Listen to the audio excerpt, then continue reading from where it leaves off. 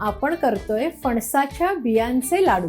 1 cup फणसाच्या बिया घेतलेल्या आहेत, स्वच्छ धुवून सुकवून घेतलेल्या आहेत। ह्या सगळ्या बाजूंनी सारख्या भाजून झालेल्या आहेत आणि ह्या आपण काढून घेऊया आणि तोपर्यंत आपण ड्रायफ्रुट्स भाजून घेऊया। 1 टीस्पून तूप घेतलेलं आहे, 15-20 बदाम घेतलेले आहेत, 10-12 काजू आणि बदाम भाजून झालेले आहेत।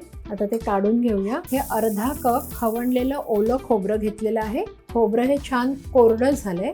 आता आपण हे काढून घेऊया। ह्या बिया ज्या आहेत आता आपण त्या सोलून घेऊया, मिक्सरला बारीक करून घेणार आहोत। फणसाच्या ज्या बिया आहेत जाडसर वाटून घेतलेल्या आहेत। भाजलेले काजू आणि बदाम आहेत ते काढून घेऊया। हे जे भाजलेलं खोबरं आहे ते सुद्धा काढून घेऊया। भाजलेले शेंगदाणे घेतलेले आहेत आणि हे सुद्धा आता आपण वाटून घेऊया। ह्यात आता अर्धा टीस्पून वेलची पावडर घालून घेते। मनुका घेतलेले आहेत, गुळाची पावडर घेतलेली आहे, ही पाव कप आहे। लाडवासाठीचं सगळं मिश्रण तयार आहे।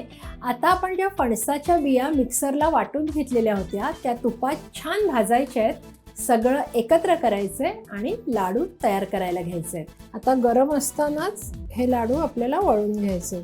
अशा प्रकारे फणसाच्या बियांचे पौष्टिक लाडू तयार आहेत।